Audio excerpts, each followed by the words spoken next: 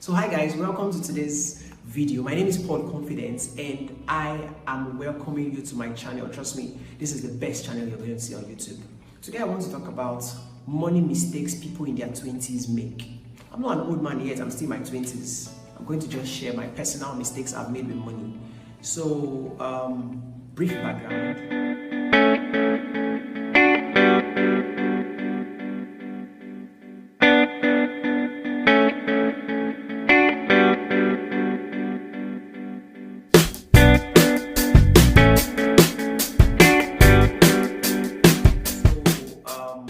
Brief background.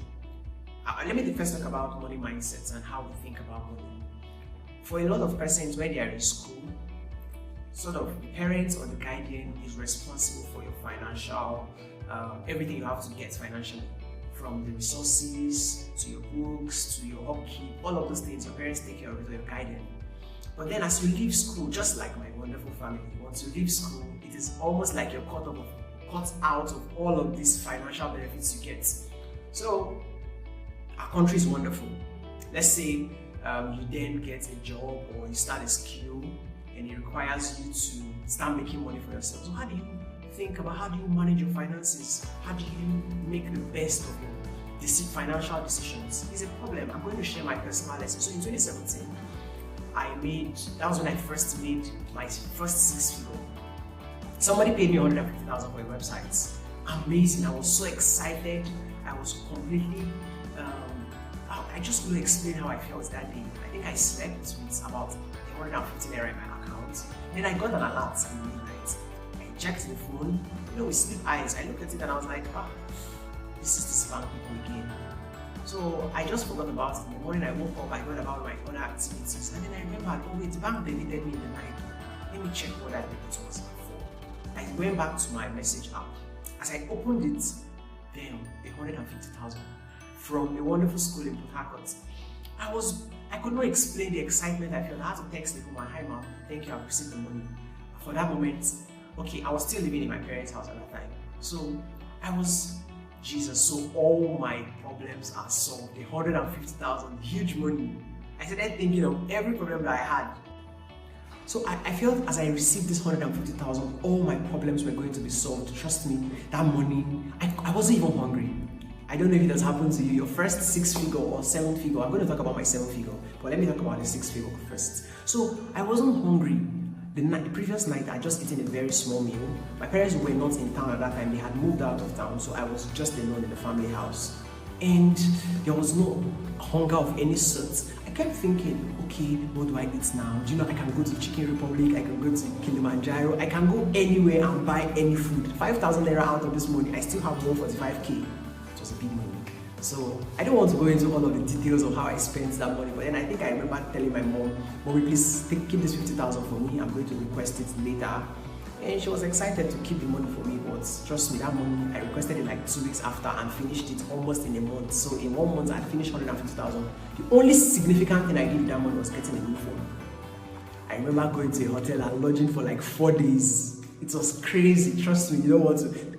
I've been doing websites for a while, and then I've been doing it for like a year, and that was like my first 6 figure. It came all at once, and I still knew that the woman had the balance of like 100k because she did not price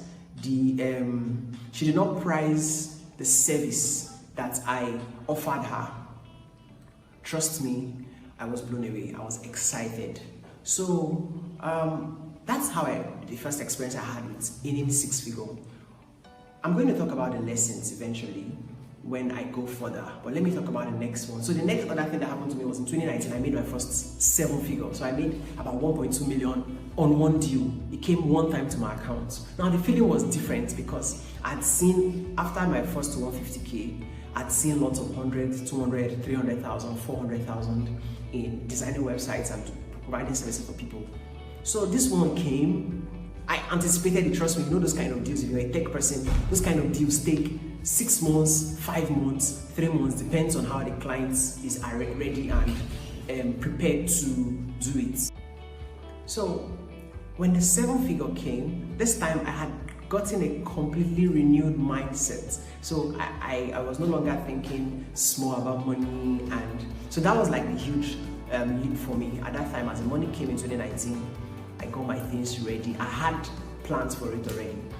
I pushed all my things. I moved out of my parents' house. I got a nice place in town, and sort of that got me a bit started with life. And lots of other wins I had in that 2019, but I don't want to talk about them. So let me tell you about the mistakes I made about with money in my 20s. I'm still in my 20s, of course. I'm just about halfway down my 20s. But I'm going to share these lessons because I feel that a lot of young people are spending very funny way in this period. People are just, yes, you work hard, you make money, but there's little or nothing to show for this money. My dad is always concerned about this. This was his concerns when I started making good money. He kept telling me, you have to plan, you have to prepare, you have to, well, I did not understand it. But now I have gotten to understand it better. So I'm going to share some of these things, mistakes I made, and then of course, the solutions I have found to them. The first one was emotional buying. We are in a wonderful society, and people make buying decisions emotionally. That's what sellers do. I'm a salesman, so whenever I want to sell to you, I have to tickle your emotional fantasies. I have to excite your emotions and curiosity about what I'm selling. So you need to think about every time you want to make a purchase. It happens a lot when you're in a very fantastic or wonderful environment. I had a video I saw about influence, and they had to keep some kids in a room with candies, and they gave them some cash. And there were so many things to attract them to spend their money on those candies. The money they had said they were going to save. But let me talk about what I was saying. So emotional buying, you just see something online, you just want to buy it. You see, or you go into a supermarket, you did not plan to buy some of the things you see, but because this thing looked flashy, when you've seen with somebody, I have this money, let me just spend it. So emotional buying was one of the decisions that I made up. I loved tech products, I loved gadgets. I used to buy very annoying gadgets that I will never use. I bought like 2 earbuds. I still have one that I have not opened. Okay, I've opened it, I've used maybe a few times, and then I left it. Because you know how people can feel about money and spending. So you need to cut down on emotional buying. Every time you want to make a buying decision, think about it logically. What is the value this thing I am purchasing or buying is going to help add to my life at this time?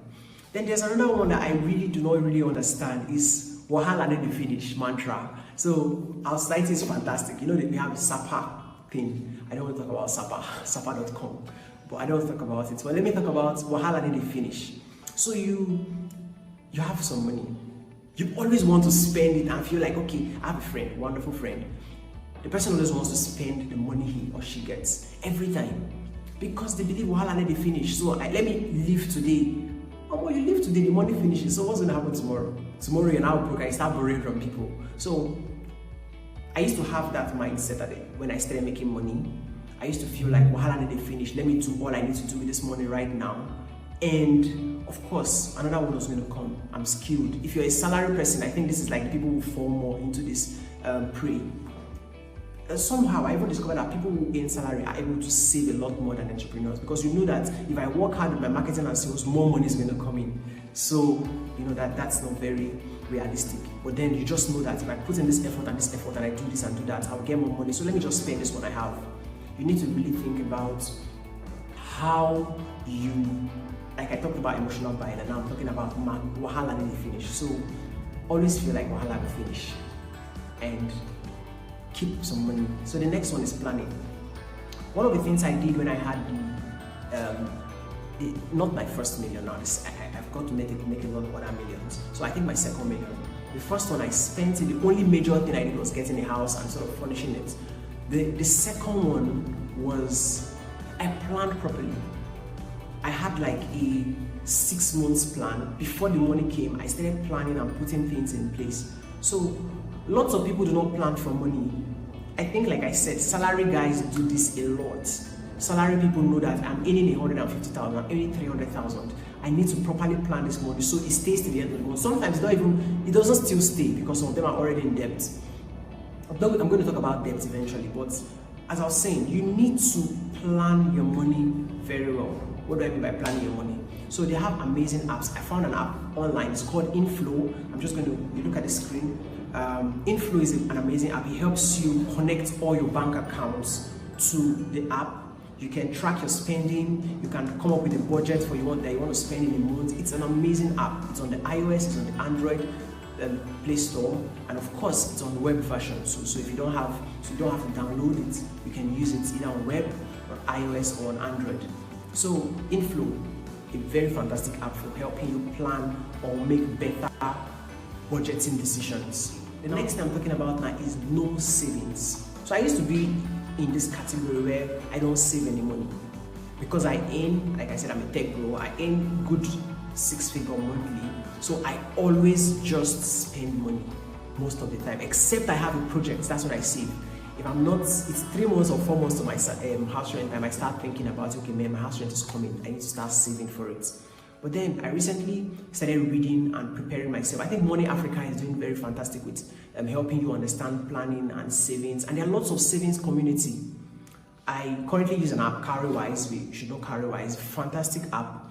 It helps you save. You could save with a group of friends. You could save for something. You could save some money that you don't want to touch for the next 6 months, 7 months.